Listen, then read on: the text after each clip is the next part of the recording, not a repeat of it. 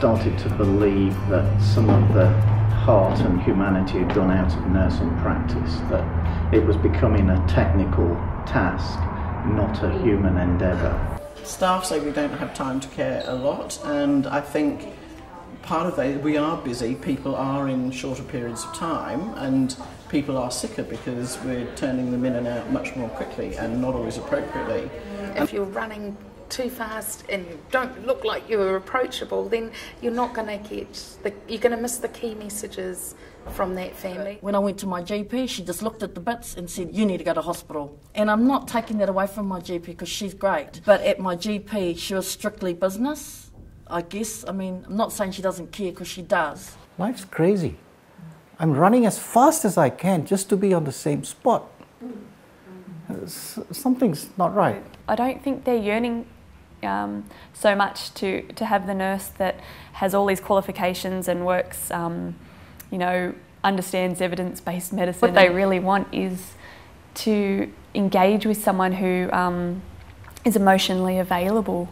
And to me, the heart of nursing is someone holding your hand when you're desperate, when you're scared, when you're dying, not necessarily the person who manages to fix the machine up properly to deliver the right dose of medication. And I don't underestimate the importance of getting that right, but it's in parallel to the human relationship that the nurse has with that person who's in a state of fear, anxiety, pain, and needs that human reassurance. So what struck me was how helpless I was in certain areas.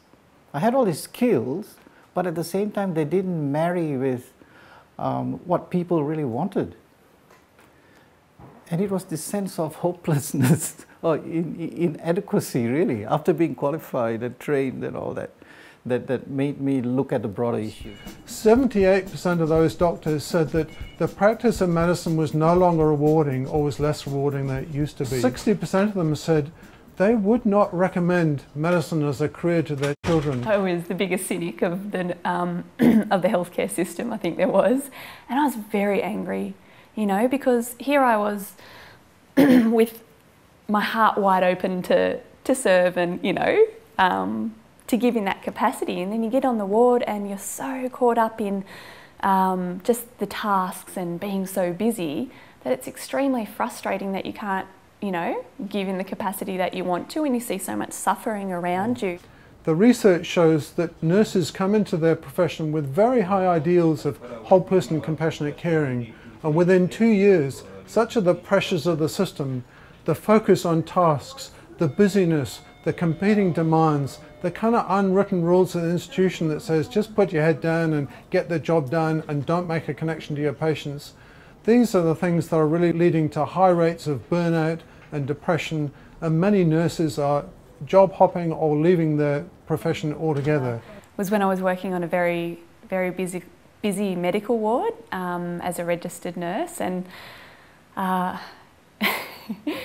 it's interesting that when you go into handover, often the nurses handing over to you from the night shift will kind of set the scene for the day, and they didn't tell me about this young troubled soul. They told me about this AIDS case who'd gone psychotic and you know, had called security up in the night to help, you know, sedate him and get things under control. Normally when you go to a hospital or when you're visiting a consultant or a doctor, they're just strictly worried about what the problem is. They're not actually worried about you as the person. And we have nurses who want to do that but feel disempowered, I think, at the moment. And it's about how do we get them to re-engage with the values that they brought and the aspirations they brought to nursing. Why are health professionals feeling so discouraged? Why are there such high rates of burnout? I think the reason behind this is that healthcare has become dehumanized. There was a time when we could only examine the outside of a patient and we had to treat the whole person. And now with advances in medical technology, we're focusing on ever smaller and smaller parts of the human body. And instead of treating a human being, we're just treating a medical condition. So for condition X, we need to give treatment Y. Stuff like this, I've seen a clinical attitude with her, and just thinking if the clinical attitude could have been turned around to a compassionate attitude, would have made all the difference to her healing. And we kind of treat the body and forget the spirit. And for me, that's like sewing a garment with a needle with no thread attached. When we focus only on treating disease and not the person, is that the treatment becomes impersonal. The person we use, Susan Jones, becomes the breast abscess on Ward 6. I mean, you know, sharing your body, I guess, and the things that are wrong with you with other people, it's a big thing. Described as the privilege that you have as a nurse to be allowed in to do some of that very intimate work with somebody, and it's not threatening and they're okay and they're happy to let you do that. Isn't that actually a privilege to be allowed, and isn't that so important in expressing the work of a nurse that you're able to do that? We actually had a bit of a hard year last year. We had a newborn who was in Skaboo for about 5 weeks, and then I was in Tauranga Hospital around June, July myself, having my kidney removed. And then I got better, and then we find out my son ends up in there. So it was shocking.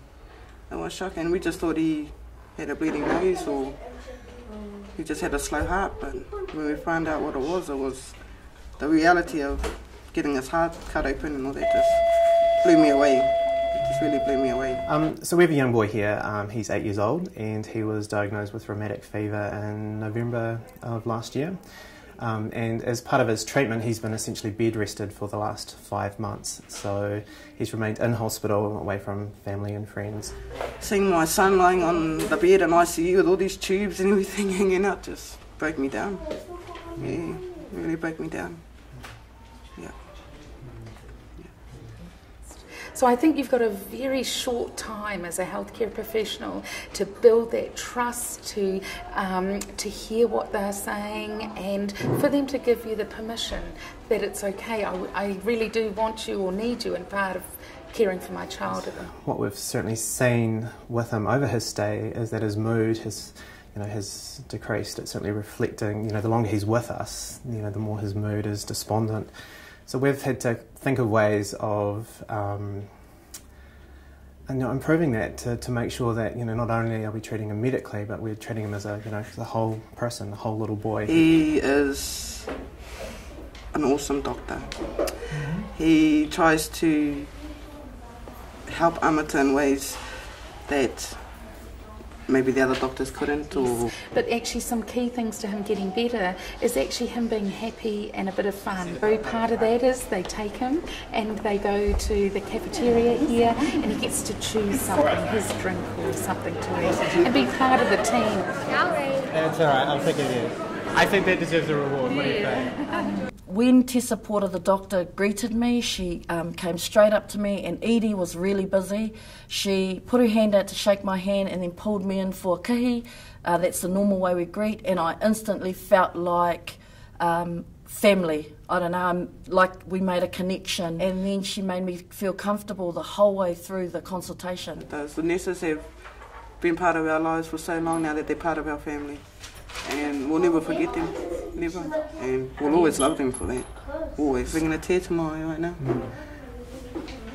How do we get nurses to say, in that precious moment, and it may only need to be a very short moment, but it is just stop and connect. Ask them, how are you? How's it going? And when health professionals connect to treating person as a whole person rather than just treating disease, then they find so much more joy and satisfaction. What a difference it makes, actually, from a practical level, being a nurse on a busy ward, that when we take that moment to just connect with them from the very start of the shift and let them know that we're here and we're present for them, there's a lot less symptoms and calling out and buzzer pressing I've actually noticed. One act of tiny kindness, it can make make the day, or you can save a life of someone.